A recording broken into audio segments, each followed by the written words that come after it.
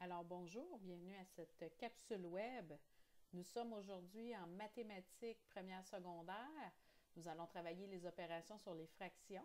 Mon nom est Amélie Simard, j'enseigne à la Commission scolaire des Phares. Donc, avant d'aller voir nos exemples de méthode pour faire nos 4 opérations sur les fractions, j'aimerais revenir avec vous sur un thème qu'on avait déjà parlé en classe, c'est-à-dire nos ensembles de nombres en mathématiques.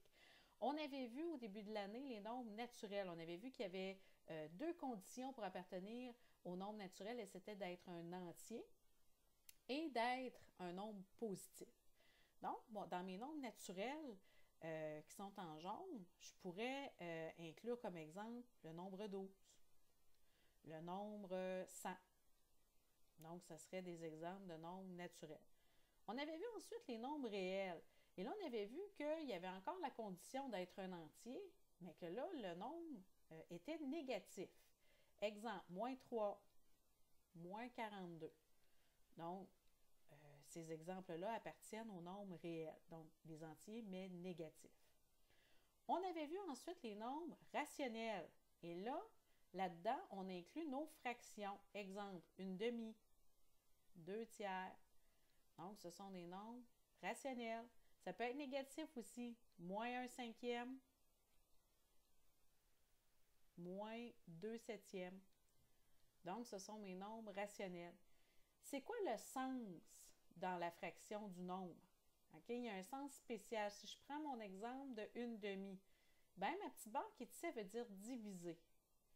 Donc, 1 divisé par 2. C'est ça le sens du nombre dans la fraction. Maintenant, ce que je vais faire, je vais aller vous présenter des exemples d'opérations sur les fractions. Donc, je vais aller faire ma présentation. Je vais aller vous montrer ça. On a ici une petite présentation sur les différentes opérations. Première des choses, j'aimerais faire un retour sur les entiers, les nombres fractionnaires et les fractions. On a vu tout à l'heure que les fractions s'écrivent sous la forme A sur B. Le A, c'est le numérateur et le B, on l'appelle le dénominateur. Un nombre fractionnaire, c'est un entier avec une fraction qui l'accompagne. Par exemple, 3 et une demi. Donc ça, c'est un nombre fractionnaire. Les entiers, c'est facile. On a vu que c'était des nombres naturels. Donc 2, 3, 12. Les fractions peuvent être aussi négatives, par exemple, mais sont toujours écrits avec la forme A sur B. Lorsque je vais faire mes opérations sur les fractions, il faut se rappeler de simplifier la réponse. Il faut la réduire. On va voir un exemple tout à l'heure. On va utiliser des fractions pour faire les opérations. Je ne peux pas prendre un nombre fractionnaire pour faire une addition, une soustraction, je dois transformer en fraction. J'ai une diapo là-dessus, je vais vous montrer tout à l'heure. Puis pour l'addition et la soustraction de fractions, je dois travailler à trouver le dénominateur commun. On avait vu la méthode avec les multiples en classe. Premier exemple que je vais vous montrer, c'est pour transformer un nombre fractionnaire en fraction, on utilisait la méthode Laroux. Donc, je pars de mon B, de mon dénominateur, qui est 5 ici. Ici, j'ai 3 entiers, 1 sur 5. Donc, 5 fois 3, et ensuite, j'additionnais le reste, qui était le 1. Donc, je vais partir vers la gauche, et je vais multiplier le 5 avec le 3, et je vais additionner le 1 après pour obtenir ma fraction. Donc, ça va donner 15 plus 1 sur 5, parce que mon dénominateur reste le même. Donc, la fraction, c'est 16 sur 5. Donc, ça, c'est pour transformer un nombre fractionnaire en fraction. Deuxième exemple, pour faire le contraire, j'ai une fraction et je veux la transformer en nombre fractionnaire. Là, je vais m'interroger. J'ai 20 sur 3. Combien de fois le chiffre 3 rentre dans le chiffre 20? Donc, c'est sûr que je vais avoir un reste, mais je vais aller au plus près. Donc, ça serait 6 fois. Donc, ça me donne 18.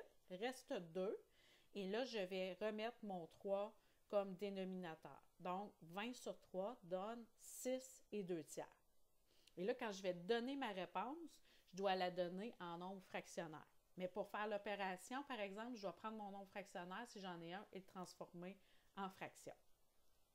Maintenant, on va passer à l'addition de fractions. Ici, j'ai 2 tiers plus 1 cinquième. Je dois, en premier, aller trouver le dénominateur commun. Et là, je vais partir avec les multiples de mon plus grand dénominateur. C'est ce que je vais vous montrer.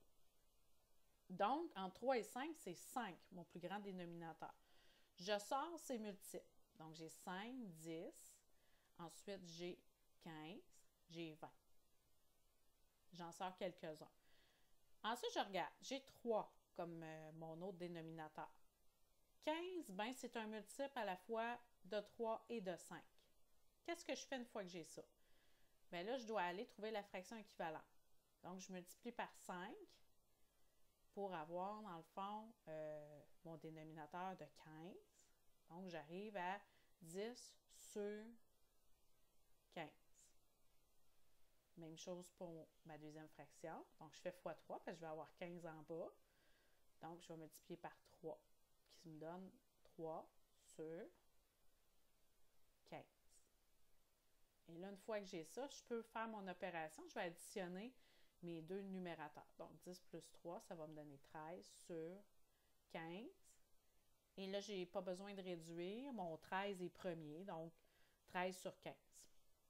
J'ai un petit truc à vous montrer pour que ce soit plus facile au niveau du dénominateur commun. Parce qu'une fois que je l'ai trouvé, je ne touche pas à mon B. Je fais seulement l'opération sur les numérateurs. Donc, qu'est-ce que je peux faire? J'ai tout fait la première partie de mon équation, vous voyez en haut. Et là, pour y penser, ce que je peux faire un grand trait, dire, OK, mes deux fractions sont équivalentes, elles sont sur 15. Donc, j'ai fait un grand trait, j'ai mis une fois le chiffre 15 et ça me donne 13 sur 15. Donc, ça, c'est un petit truc pour addition et soustraction. Pour les soustractions de fractions, c'est la même chose, je dois trouver le dénominateur commun. J'ai ici l'exemple 4 sur 5 moins 1 sur 6. Donc, je vais aller sortir les multiples de mon plus grand dénominateur qui est 6 ici. Donc, je vais aller sortir mes multiples de 6. Donc, je commence. Je les écris à droite, 6. Ensuite, j'ai 12. Ensuite, je vais avoir 18, 24, 30 et 36. Et là, j'observe.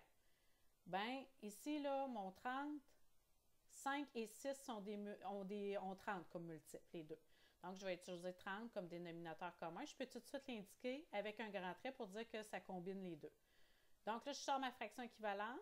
Je dois multiplier 4 fois 6, ça me donne 24. Et là, pour mon autre fraction, il faut que je multiplie ici par 5. Donc, 1 fois 5 va donner 5. Il va juste me rester à faire mon opération. 24 moins 5. Là, je continue en dessous.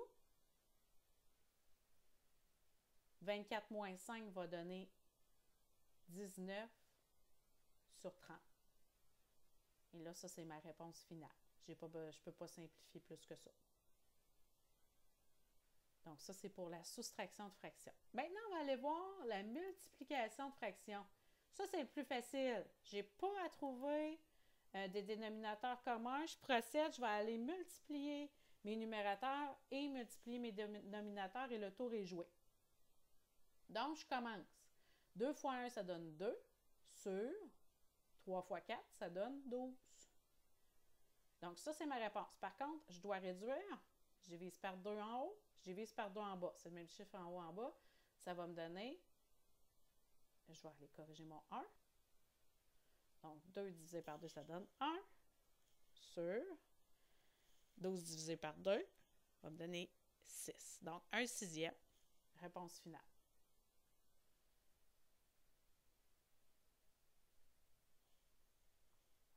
Maintenant, on va aller voir la division de fraction. La division de fraction est particulière parce que je ne peux pas la faire sur une feuille en tant que telle. Ce que je dois faire, c'est que je vais aller utiliser la multiplication de fractions pour arriver à ma division.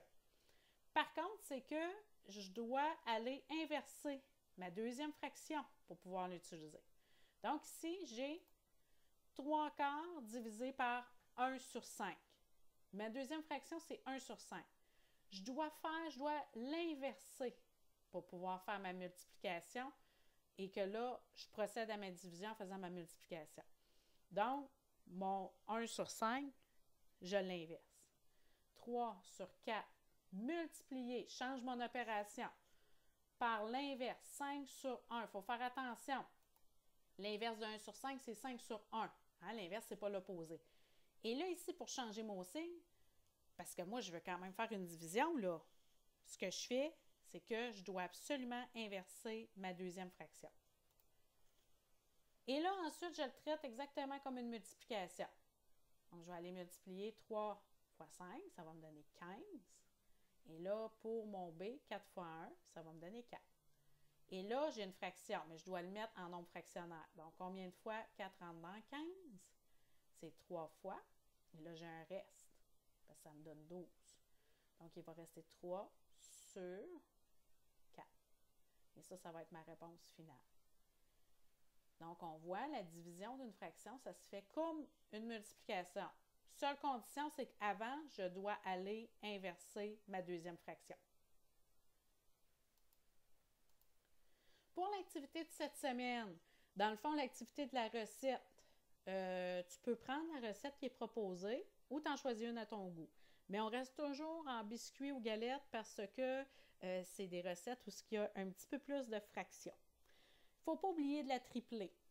Donc, on risque de beaucoup faire de multiplication, de fractions dans cette recette-là. Il ne faut pas oublier de transformer les nombres fractionnaires en fractions pour faire les opérations. Si tu veux pratiquer les opérations sur les fractions, tu peux aller sur NetMath ou sur MathLibre. Je vais mettre différents liens dans la bonification de la trousse de cette semaine. Tu peux prendre des photos de ton dessert si tu le réalises. Visioconférence cette semaine, ce serait le 1er mai à 9h30 et tu pourras nous présenter ta création culinaire.